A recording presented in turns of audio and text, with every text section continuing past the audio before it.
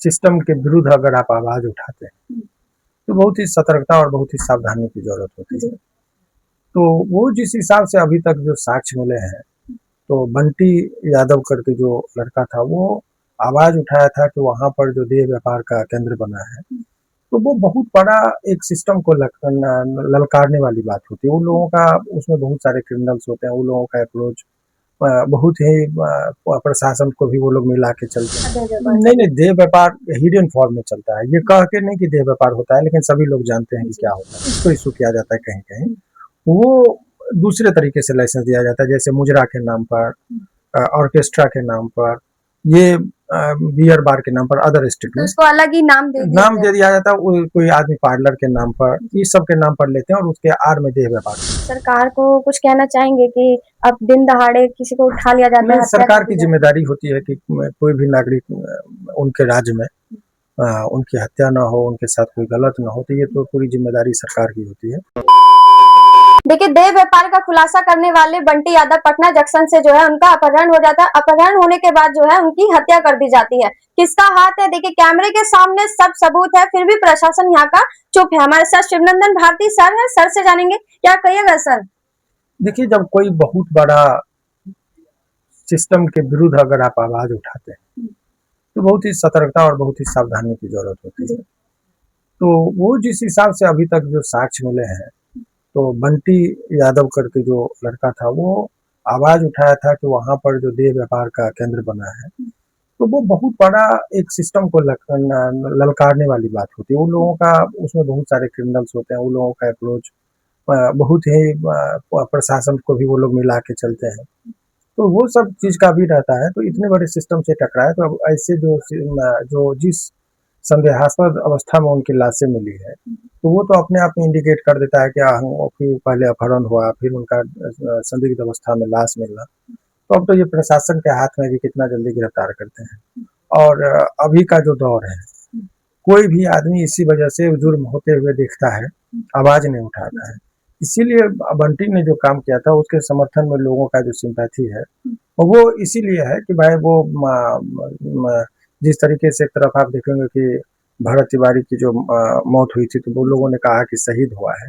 तो उससे बड़ा तो ये मामला है कि भाई वो तो विरोध दिख रहा है कि वो जो चीज गलत हो रहा था उसके खिलाफ आवाज उठाया, तो वहां पर उनको मार दिया गया।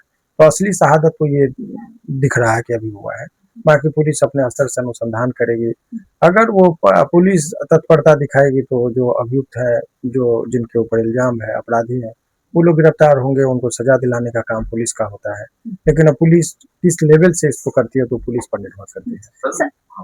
सर, सम्राट चौधरी जी तो मतलब अपराधियों को पिंडदान की बात करते हैं, और हालांकि जो है कैमरे के सामने दिख भी रहा है कि अपराधी कौन है। वो 4 लोग अभी तक जो है कोई भी मतलब गिरफ्तार नहीं हुआ है। देखिए, पुलिस लाइव चला के सारे काम तो करती नहीं है। पुलिस का अपना स्ट्रेटजी होगा, पुलिस कुछ ना कुछ तो उस पर कार्रवाई करेगी, तो वो फिर अपना वो प्रेस कॉन्फ्रेंस लेते हैं। पुलिस को सब चीजों को अपना देखना होता है।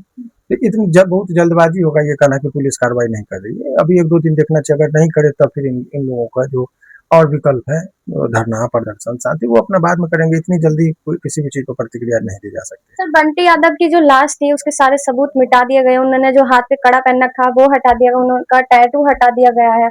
उसके ऊपर जो है शायद तेजाब फेंका गया, जिसकी वजह से उनका पूरा वो नहीं, वो तो जांच रिपोर्ट में अभी आया है जो लगा है। तो वो जो कोई भी अपराधी चूंकि उनके अस्तित्व को मिटाना चाह रहे थे कि ताकि पुलिस पता न करे कि किनकी लाश है, कौन मरा है।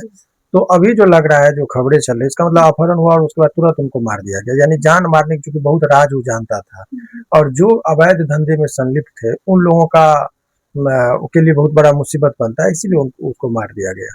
सर, क्या लगता है, आप सरकार को कुछ कहना चाहेंगे कि अब दिन दहाड़े किसी को उठा लिया जाता है? सरकार की जिम्मेदारी होती है कि कोई भी नागरिक उनके राज्य में उनकी हत्या ना हो, उनके साथ कोई गलत ना हो, तो ये तो पूरी जिम्मेदारी सरकार की होती है। सजगता के साथ सरकार काम कर भी रही है, लेकिन इस पे तत्परता दिखाने की जरूरत है। और जो लोग के साथ इस तरह की वारदात हुई है दोबारा ना हो। जिस जिस इशू को लेके वो लड़ा था, वो इशू की देह व्यापार का जो केंद्र बनता जा रहा है, उसको नस्तो नाबूद कर देना चाहिए सरकार को। यही सब चीजें। सवाल है, क्या क्या सेक्स रैकेट चलाने वाले की इतनी हिम्मत बढ़ गई है कि अगर उसके खिलाफ कोई बोलेगा उसको मार दिया जाएगा? देखिए, जब भ्रष्टाचार बढ़ता है तो उसका जड़ बहुत ऊंचे तबके के लोगों के साथ नेता मंत्री भी चलिए तो नेता मंत्री ऑफिसर कौन नहीं इसमें संलिप्त होता है। तो उन लोगों का अप्रोच होता है, इसीलिए वो लोग बेखौफ होते हैं। तो उन लोगों का अप्रोच का आप कल्पना नहीं कर सकते हैं। और यही सब वजह होता है कि आपके साथ यदि सामने तोप है तो ढेला से आप सामना नहीं करना चाहिए, पहले अपने आप को मजबूत कर लेना चाहिए। ये लोग को भी समझना होगा। सरेआम पटना को सर गंदे गंदे कर रहे हैं लोग, करीब गई है पटना जंक्शन देख लीजिए, सरेआम वहाँ चल रहा है सब जगह पर, क्या उसके खिलाफ बोलना अपराध बन गया था मतलब? अभी जिस हिसाब से ये हुआ है तो सरकार के नजर पर गया है ये मामला। अब देखिए सरकार क्या करती है, तो सरकार की जिम्मेदारी है। अच्छा सर, क्या ये देह व्यापार लीगल है या अनलीगल है? देह व्यापार भारत में इंडियन कानून में जो है सो अवैध है। उसको ये शारीरिक संबंध बनाने के लिए नहीं कहा जाता, लेकिन लाइसेंस तो इशू किया जाता है कहीं कहीं।